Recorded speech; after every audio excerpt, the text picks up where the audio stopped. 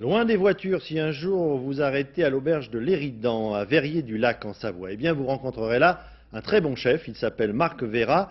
Sa spécialité à lui, ce sont les herbes et les plantes de la montagne qu'il va cueillir très régulièrement. Car avant d'être cuisinier, Marc Vera, lui, était berger. Reportage Marie-Pierre Samitier, Frédéric Faure.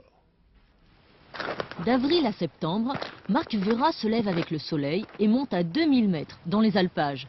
Il part y cueillir les plantes dont il a besoin pour sa cuisine. Ah, ce serpolet. Chez nous, on l'appelle le pin piolet. Il y a donc le thym sauvage, mais aussi la sauge et la chicorée. Toutes ces plantes dont il connaît par cœur le secret depuis son enfance. Ah, la racine de chicorée. Exceptionnelle. À quel âge vous avez commencé à garder les moutons? Oh, j'avais 7 ou 8 ans.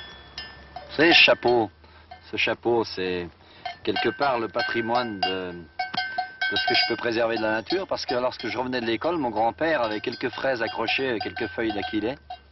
Et lorsque j'arrivais de l'école, je me jetais dans les bras de mon grand-père, qui gardait les chèvres et les moutons, et je mangeais les fraises des bois. Il me manque que les fraises des bois, là. On les a là par terre. Et aujourd'hui, vous êtes un berger ou vous êtes un chef? Je suis toujours un chef berger. Incroyable! Tout ce tas d'origan, c'est exceptionnel. Un peu d'origan et d'aquilée. Et l'ancien berger du village de Manigot, là-haut dans la montagne des Aravis, reçoit à sa table les hommes politiques les plus éminents, les chefs d'entreprise les plus prestigieux.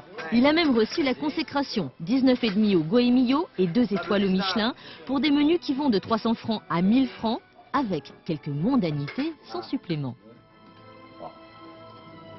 Voilà. Bon appétit.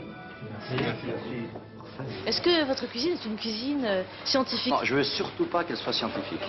Elle est tout sauf scientifique, elle est absolument spontanée, naturelle, parce que, vous savez, tout est là, hein, les plantes sont là. C'est très simple, on évite les fonds de veau, les fumets, on les remplace par des bouillons de légumes, simplement parce que la plante a du mal à absorber les fonds, elle absorbe plus facilement le bouillon de légumes. C'est un peu le principe de la tisane que l'on prend le soir avant d'aller au lit.